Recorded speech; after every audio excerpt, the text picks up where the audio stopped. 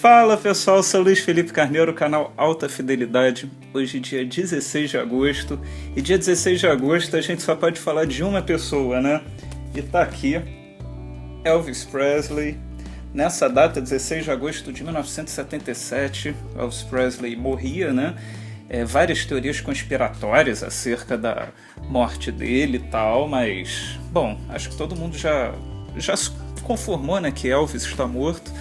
Mas quando as pessoas falam sobre um disco do Elvis, eu acho que o primeiro que vem à mente é esse mesmo, porque é o primeiro disco cheio do Elvis. O primeiro disco completão, ele é de 56, era a época que os bolachões estavam meio que começando a surgir, porque antes era mais compacto. Então ele lançou vários compactos pela Sun Records, aí ele foi para a RCA, fez as primeiras gravações dele na RCA e originou esse disco.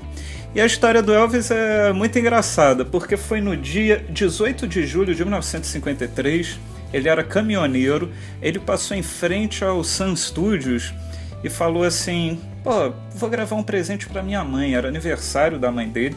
Ele foi e gravou 2 músicas para dar para a mãe dele. Ele gravou, essa é a história romântica, digamos, que está assim, em várias biografias, mas na verdade o Elvis ele queria saber como é que soava a voz dele numa gravação, porque ele costumava falar, eu não me pareço com ninguém, canto qualquer coisa.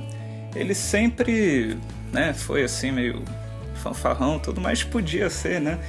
E é curioso porque ele acabou se transformando no fenômeno que se transformou, e mais do que isso, a história esse surgimento do Elvis meio que representou a transição daquela cultura meio bovina do pós-guerra ao brilho da subversão. Como eu falei, esse disco é um apanhado de várias coisas que o Elvis já tinha gravado em singles, já tinha feito até algumas gravações para a Sun Records, a gravadora original, né, a primeira gravadora dele antes da RCA. E tem coisas que eu gosto muito, eu selecionei algumas aqui, por exemplo, I Got a Woman, do Ray Charles, que ele fez uma versão muito legal. Tem uma versão que eu considero definitiva do Blue Moon, da dupla de compositores Rodgers and Hart. O gospel I'm Counting on You, que é genial. E tem Blue Suede Shoes, que quem ouve Blue Suede Shoes fala, porra, essa música é do Elvis, mas não é. É do Carl Perkins, que era o parceiro dele na Sun Records. E o Carl Perkins, ele gravou essa música, aí ele ia lançar, certamente ia estrondar com essa música, quando ele estava a caminho de um programa de televisão para apresentar essa música pela primeira vez, salvo engano, ou segunda, não sei. Ele sofreu um acidente de carro, um acidente muito sério, ele teve que ficar de molho, acabou que a música com ele não aconteceu, o Elvis viu a música, gravou e acabou se transformando no grande clássico desse disco, né, o Blue Suede Shoes.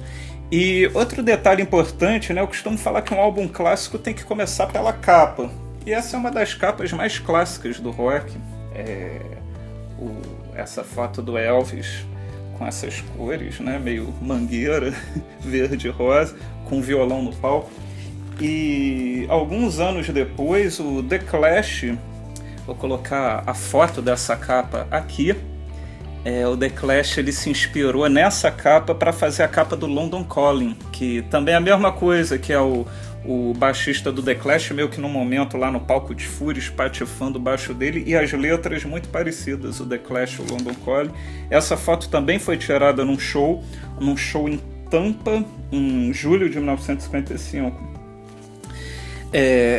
E falando mais assim da carreira do Elvis, da vida dele depois desse disco, ele fez muita coisa, né? Ele fez diversos filmes, vários, serviu o exército, engordou, ficou viciado em medicamentos, né? O grande vício do Elvis era remédio.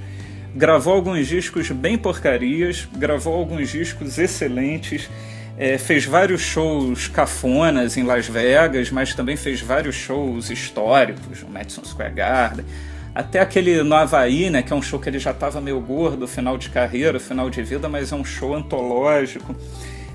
A carreira dele foi muito curta, ele morreu aos 42 anos. Impressionante que ele fez muita coisa, acho que foram mais de 20 filmes, e ele ainda serviu o exército. Você imagina, o cara, ele realmente não parou a vida toda dele dedicado ao trabalho. E é aquilo, como muitos afirmam, né, o Elvis ele não inventou o rock. Teve gente que fazia rock antes dele, mas eu acho que a grande importância do Elvis é que ele criou a figura do rockstar. Você vê todos que surgiram depois, Mick Jagger, Bono, todo mundo tem um pouquinho de Elvis, então para mim essa é a grande contribuição do Elvis para a cultura, né, do rock. Ele continua sendo, para mim, um parâmetro de qualquer astro do gênero, né, do rock. E é isso que eu tinha para falar sobre esse disco, Elvis Presley, 1956. E eu queria saber de você se você gosta do Elvis, se, sei lá, seus pais ouvem, seus avós, se você ouve, ou se você fala, não, isso daqui é ultrapassado, não é pra mim. Deixa aqui no comentário e a gente tá de volta com mais um vídeo aqui no canal Alta Fidelidade. Tchau! Aquela cultura meio bovina do pós-guerra, o brilho da subversão. Que isso, João? Porra, mulher!